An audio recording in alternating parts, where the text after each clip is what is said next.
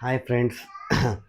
ఇటీవల మేము మా అక్క నేను కలిసి విడుదల చేసిన మా అక్క చేసిన రొయ్యల కూర విజయవంతంగా 300 వ్యూస్ వచ్చిన సందర్భంగా ఈరోజు మా అక్క మరొక వంటకంతో మీ ముందుకు వచ్చింది. అదేంటంటే యాక్చువల్గా ఈరోజు ఇక్కడ మేము సూరత్లో ఉన్నాం. ఇక్కడ మన సౌత్ ఇండియన్ చాలా కష్టం.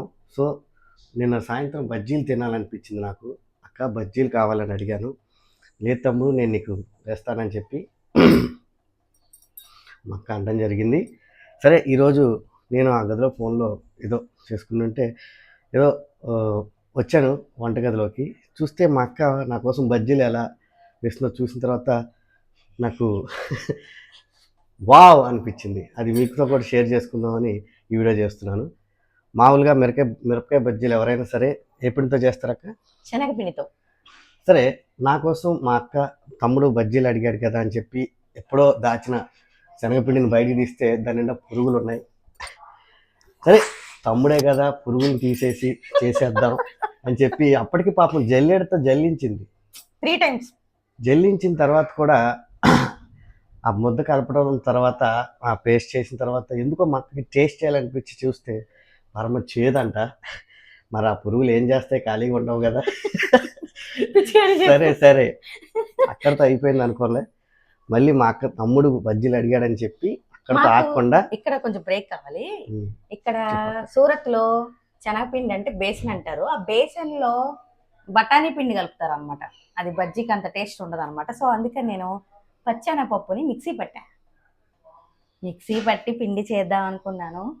చూస్తే ఆ పిండి మన సైడు శనగ పచ్చడి చేస్తారు చూసారా, శనగ పచ్చడి. 4 ఇడ్లీ ప్లేట్ ఇడ్లీకి కొడతాడు కదా గట్టిగా, ఆ టైప్లో అయింది. ఇదేంటి అనుకున్నా. సరే మొత్తం మీద ఎట్లాగో బజ్జీలు చేసిందండి. ఆ బజ్జీ మీకు చూపిస్తా చూడండి. Get ready. ఉల్లేలో ఇది చూసారా, ఇది బజ్జీయా లేకపోతే తవ్వకాల్లో బయటపడ్డ ఏదన్నా పురాతన విగ్రహం అర్థం కావట్లేదు. ఇది బజ్జీ ఎట్లా అయింది చూడండి. దీన్ని చూడాలా తినాలా అర్థం కావట్లేదు అసలు. ఇది చూడండి, ఏకంగా వీటిని బజ్జీలు అంటారంట. ఇది చూడండి, ఇవే బజ్జీలు అనుకుని పాప మాడు ఇంకోటి అడుగుతున్నాడు. ఇంకోటి బంగాళదుంప బజ్జీ కూడా ఉందండి మన దగ్గర. మిర్చి బజ్జీ కాదు, ఇది చూడండి. మరి ఇవి కొంచెం టేస్ట్ చూసిన తర్వాత చెప్పాలని ఉంది, కానీ తిన్న తర్వాత మరి ఏమవుతుందో తెలియదు. కానీ ఖచ్చితంగా ఇవి తిన్న వాళ్ళకి మలబద్ధకం ఉన్న వాళ్ళు కనుక ఇది తింటే ఫ్రీ పోషణ అయ్యే అవకాశాలు చాలా పుష్కలంగా కనిపిస్తున్నాయి. కావాల్సిన వాళ్ళు ఎవరైనా మలబద్ధకం ఉన్న వాళ్ళు మా అక్కను సంప్రదిస్తే 4 బజ్జీలు పార్సిల్ చేసి పంపిస్తుంది. ఒకటే కొట్టుడు, గేట్లు ఎత్తేటివే. కాబట్టి సరే మొత్తం మీద మా అక్క ప్రేమతో చేసిన ఈ బజ్జీలు కొంచెం తిని చూస్తాను, ప్రయత్నం చేస్తాను, ధైర్యం చేస్తాను. వావ్, టేస్ట్ బాగుందా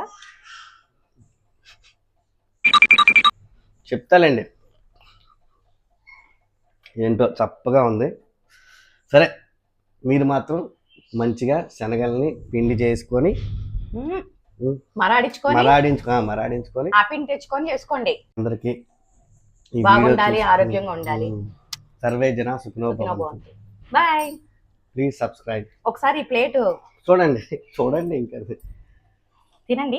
మీరు కూడా కావాల్సిన వాళ్ళు సంప్రదించండి.